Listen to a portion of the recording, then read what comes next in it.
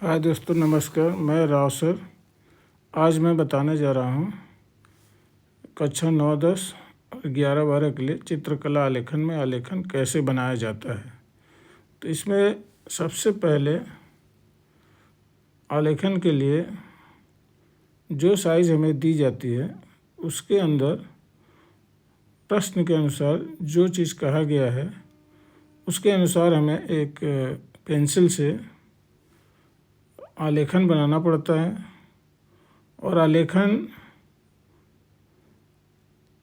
लयात्मक रेखाओं से निर्मित हो और इसमें लाइंस का बहुत विशेष ध्यान देना चाहिए, क्योंकि लाइन जितना अच्छा होगा रंग भरते समय फिनिशिंग उतनी अच्छी आएगी। तो सबसे पहले हमें स्पेस के अनुसार जो एलिमेंट है उसको हम किस तरीके से रखेंगे, तो उसका सही तरीके से कंपोजिशन करके, और लाइनिंग के लिए सबसे अच्छा पेंसिल है, अगर आलेखन बना रहे हैं तो उसमें जो क्लच पेंसिल आती है वो सबसे बढ़िया लाइनिंग का काम उससे होता है। तो क्लच पेंसिल से उसमें एक फ़ायदा ये है कि उसको हमें बार बार छीलना नहीं पड़ता है, वो हमेशा एक जैसा लाइन चलती रहती है। तो उससे लाइनिंग करना बहुत बढ़िया उससे लाइनिंग होती है। लाइनिंग करते समय सफाई का ध्यान रखें और एक एक चीज़ को बहुत बारीकी से बनाएं। और इसमें फ्लावर के जितने पार्ट्स हैं, जैसे उसकी पत्तियां हैं, उसकी कलियां हैं, वो सबको बहुत ध्यान से बनाएं। और बनाते समय एक चीज़ का और ध्यान देना है कि फ्लावर का पार्ट या उससे उसकी जितने उसके पार्ट्स हैं एक दूसरे से एकदम टच नहीं होना चाहिए, नहीं तो वो क्या होगा कि कहीं वो खटकेगा। तो उसको थोड़ा सा देखना है बनाते समय। और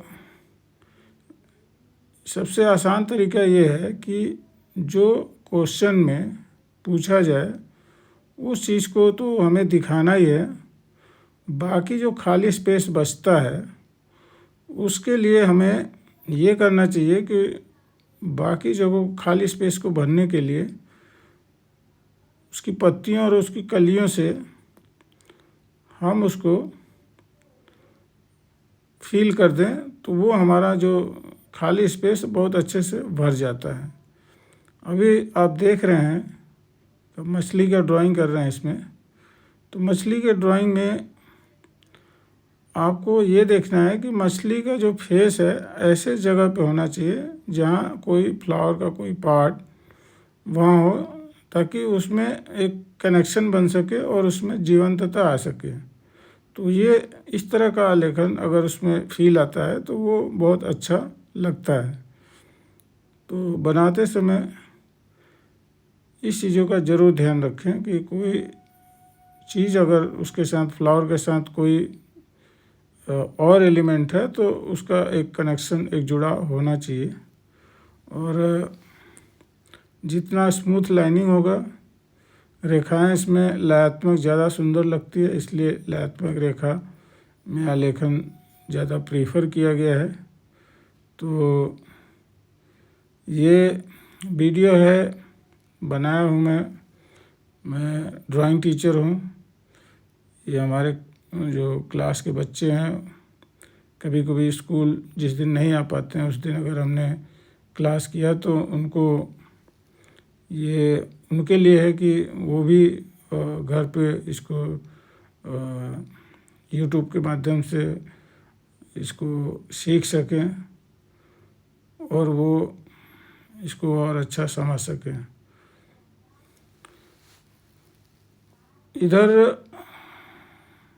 पहले जो ड्राइंग आलेखन का है वो कक्षा 9, 10 के लिए जो बोर्ड परीक्षाओं में पूछा जाता है, और इस तरह से आलेखन यदि बनाते हैं परीक्षाओं में तो नंबर अच्छे मिलते हैं उसमें। और इधर जो कक्षा 11-12 के लिए है तो इसमें 2 आवृत्ति का आलेखन है। 2 आवृत्ति का मतलब है कि एक चीज़ 2 बार नज़र आएगी। तो इसमें इसको बनाने का जो विधि है, जो तरीका है,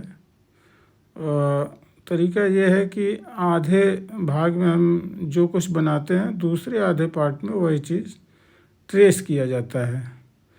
इसी को बोलते हैं 2 आवृत्ति का आलेखन या रिपीटेशन आलेखन। तो इसमें प्रश्न था कमल और हिरण पे आधारित आलेखन बनाने के लिए। तो इसमें दोनों एलिमेंट जो इसके मुख्य हैं, तो आलेखन बनाते समय इन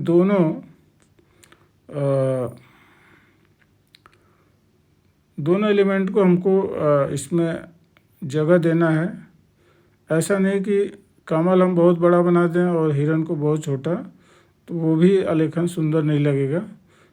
तो इसमें ये ध्यान देना है कि हमें दोनों चीज़ों को महत्व देना है, जगह देना है, जिससे कि आलेखन ज़्यादा बैलेंस लगे।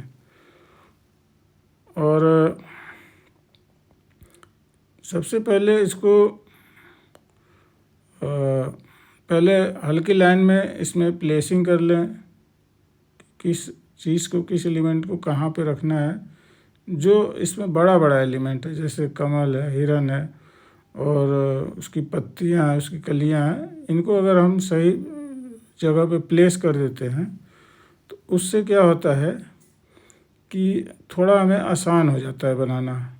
अगर हम पहले शुरू से ही डिटेल बनाना शुरू करते हैं तो उसमें क्या होता है कि अगर गलतियां होती हैं तो हमें पूरा मिटाना पड़ता है, और वो उसमें ज़्यादा मेहनत कर दिए हैं उसके बाद गलती होती है तो वो बहुत दिक्कत होता है, उससे काफ़ी मेहनत हमारा ख़राब जाता है। तो इसमें वही है कि आलेखन जब भी बनाए पहले रफली उसमें एलिमेंट को जितना चीज़ प्रश्न में पूछा गया है सबको उसमें दर्शाते हुए, दर्शाने के बाद उसके बाद सेकंड स्टेप में उसका डिटेल करें।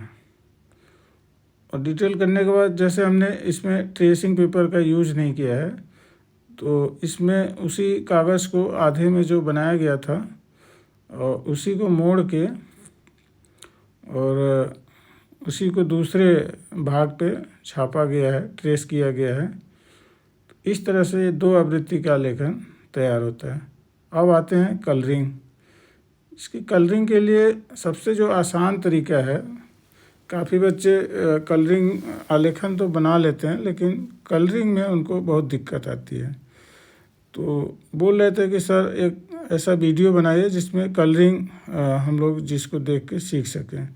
तो इसके लिए कलरिंग हमने किया है। तो सबसे आसान तरीका है कि बैकग्राउंड उनको करने में दिक्कत होती है कि फ्लावर के बीच में जो जगह जगह उसको रंग भरना होता है, तो उसमें उनको समझ में नहीं आता है कि कैसे करें। तो इसका आसान तरीका यह है कि कोई लाइट कलर को पतला करके, जैसे हमने इसमें येलो कलर लिया है, और उसको पतला करके पूरे आलेखन में इतना पतला हो कि जब हम वो कलर को लगाएं तो उसके ऊपर, तो कलर के लगने के बाद हमें लाइनिंग दिखता रहे। जो आलेखन हम बनाए हैं वो उसकी लाइनें हमें दिखाई देता रहे। उससे क्या होगा कि दोबारा जब हम उसमें पत्तियों में, उसके पुष्प में जब कलर भरेंगे तो वो लाइन हमको जब दिखाई देता रहेगा तो उसमें हमको परेशानी नहीं होगा, कोई आसानी से हम उसमें रंग भरेंगे। हाँ, कलर करने के लिए एक चीज़ सबसे ज़रूरी है, कलर अच्छा हो। दूसरा चीज़ है कि आपके पास ब्रश अच्छा हो। अच्छा ब्रश वही है कि पानी में डुबाने के बाद ब्रश में पॉइंट बन जाए तो वो ब्रश अच्छा होता है। क्योंकि आलेखन में जो रंग करने का, रंग भरने का जो कार्य है, इसमें ब्रश का पॉइंट होना बेहद ज़रूरी है। नहीं तो अगर पॉइंट वाला ब्रश नहीं होगा तो उसमें क्या होगा, दिक्कत ये आती है कि रंग हमें बहुत बारीक इसमें भरना होता है और उस पर्टिकुलर जहाँ तक रंग भरना है उससे बाहर निकल जाते हैं रंग। तो इस बात के लिए ऐसा ना हो, इसके लिए हमें पॉइंट वाले अच्छे ब्रश हमारे पास होने चाहिए, ताकि हम जहाँ जितना रंग जिसमें फिल करना है उतना ही जगह वो फिल हो, बाहर ना निकले। इस बात के लिए हमें अच्छे ब्रश हमारे पास होने चाहिए। और जैसे हमने यहाँ पे ग्रीन कलर से पत्तियों को फिल किया है, तो ये सिंपल कलर है, बेसिक। जैसे कि सबसे पहले किसी के दिमाग में अगर कोई रंग आता है, जैसे पत्तियों के लिए हरा आता है, फ्लावर है तो उसके लिए लाल रंग आता है, तो हमने बेसिक कलर जो ईजिली सबके दिमाग में आता है कि हम इसमें रंग क्या भरें। तो ये सबके सारे सभी लोग जिनको भी पहली बार अगर कलर करेंगे तो यही रंग उनके माइंड में आता है सबसे पहले कि फ्लावर को हम लाल से रंगेंगे, पत्तियों को हरा से रंगेंगे। तो उसी तरह का कलर का हमने यहाँ पे चुनाव किया है। और हम इसमें कमल में रंग भर रहे हैं अभी, और उसकी लाइनों को हमें देखना है कि उसके लाइन से बाहर नहीं जाना चाहिए हमारा रंग। तो ये थोड़ा सावधानी भी इसमें बरतना होता है। ऐसा नहीं कि हम बहुत तेज़ी से इसको कर सकते हैं, क्योंकि सबसे ज़्यादा ज़रूरी है कि हम उसको फिनिशिंग रखें। ज़्यादा बहुत तेज़ करने का कोशिश ना करें, क्योंकि बहुत तेज़ करने में कहीं भी रंग बाहर अगर जाएगा तो उसमें समय और ज़्यादा फिर लगेगा, क्योंकि हमको फिर उस बाहर वाले एरिया को फिर वहाँ पे उस रंग से जो रंग वहाँ का बेस होगा उससे फिर उसको सही करेंगे तो उसमें टाइम और ज़्यादा लगेगा। इसलिए धीरे धीरे करें, सही करें तो वो समय कम लगेगा। और एक रंग लगाने के बाद उसको सूख जाने के बाद तब दूसरा रंग लगाएं। नहीं तो क्या होता है कि हम गीले रंग अगर हैं इसमें, अगर गीला रंग लगा हुआ है, रंग गीला है, और हम ऊपर कोई और रंग लगाने जाते हैं तो हमारे हाथ से वो ख़राब होने का डर रहता है। तो इसलिए एक रंग लगाएं तो उसको सूख जाने दें। सूखने के बाद फिर उसमें उस पर और जो कलर है उसको भरें। इस तरह की सावधानियों से थोड़ा सा ये हम काम को ज़्यादा अच्छे से इसको फिनिश कर पाएंगे। तो मेरा जो इस वीडियो को डालने के पीछे जो मेरा लक्ष्य है वो ज़्यादातर जो 9-10 के जो छात्र हैं यूपी बोर्ड में उनके लिए है।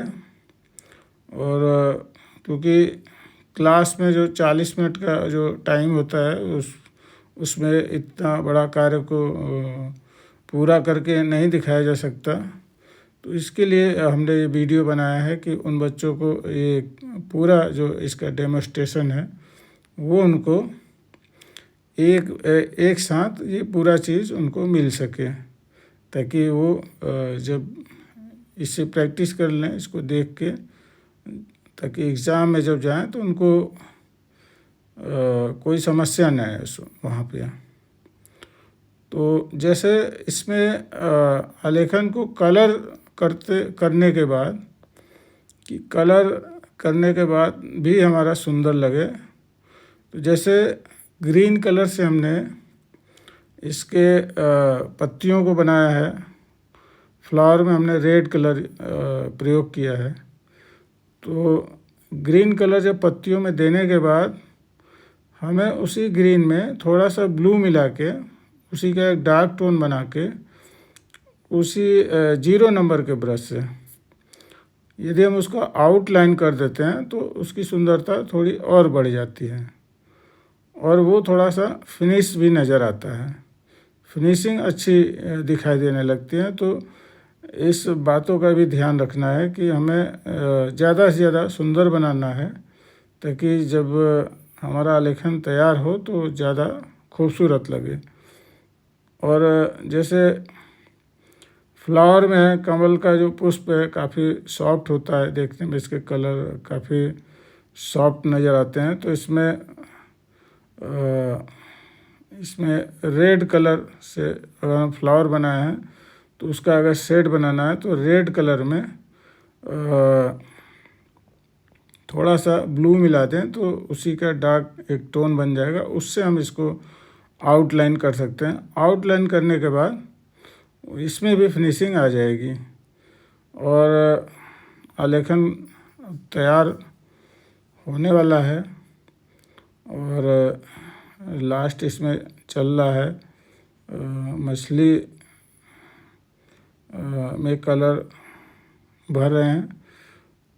और इसमें ज़रूरी नहीं होता है कि मछली जैसा हो वैसा ही रंग भरना है, हमें इसमें ऐसा रंग भरना है जो हमें ये हमारे कलर के साथ अच्छा लगे। ऐसा नहीं कि मछली अब हम सोचते रहें कि मछली तो ऐसा होता है, ऐसा कलर होता है, वही कलर भरना है, तो वैसा चीज़ नहीं भरना है।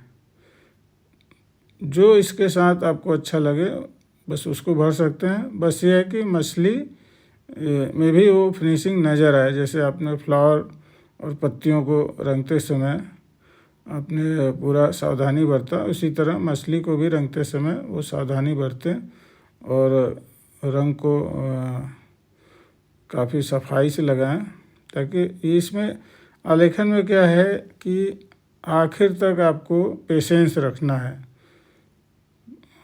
पेशेंस नहीं रखने पे क्या होगा, कहीं भी गलत अगर होगा तो देखने के बाद जब काम पूरा होगा तो जहाँ पे आपका ख़राब हुआ रहेगा सबसे पहले ध्यान वहीं पे जाएगा। तो इसलिए आखिर तक आपको सावधानी बरतना है और इस काम को आखिर तक अच्छा फिनिश के साथ इसको ख़त्म करें, ताकि जब बन के तैयार हो तो खूबसूरत लगे और फिनिशिंग लगे। क्योंकि फिनिशिंग अगर आपने रखा है, उसको कायम रखा है, तो आलेखन आपका वैसे भी वो सुंदर लगेगा। और ये काफ़ी सरल है, थोड़ा प्रैक्टिस की ज़रूरत है। ब्रश से करने में थोड़ा दिक्कत आती है अगर प्रैक्टिस नहीं है, तो इसके लिए वही है कि प्रैक्टिस से ही आएगा। जितना प्रैक्टिस करेंगे उतना आपका हाथ सही होगा, और हाथ सही होगा तो फिर आपका काम भी सही होगा। जैसे लाइनिंग के लिए 0 नंबर का ब्रश का प्रयोग करें, बड़ा जगह है तो वहाँ पे 2 नंबर 3 नंबर ऐसे ब्रश का प्रयोग कर सकते हैं। तो इसमें वही है कि हमें किस एरिया को कलर करना है और किस नंबर का ब्रश यूज़ करना है, ये चीज़ सबसे महत्वपूर्ण है। तो दोस्तों ये काम कंप्लीट होने वाला है। चलिए एक बार सभी को नमस्कार फिर से।